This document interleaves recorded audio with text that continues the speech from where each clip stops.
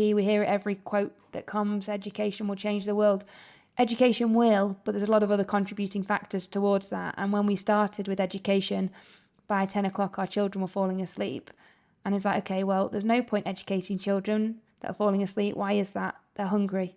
So we brought in the feeding program. Okay, so then we had the education and the feeding program. Children were attending classes for longer, but then sometimes they were missing classes or didn't come at all. Why was that? Because they had medical conditions that prevented them from being able to focus, prevented them from being able to come, walk to school. Okay, so we started educating, feeding, and offering medical support to our children. Final thing, our attendance was at 60 to 70%. Why? Parents weren't educated themselves, so didn't value what Sparkle was offering. We changed the narrative. We started educating the parents, giving them opportunities. We did a day in the life of a child. They all came, and I'll never forget seeing their faces when they were holding the toys, and I was like, this is like madness. But they were so they were grabbing themselves amongst parents. I was like, okay, the penny then dropped, and once they then realised what their children were being offered for free, it went to pretty much 95% within a week's period.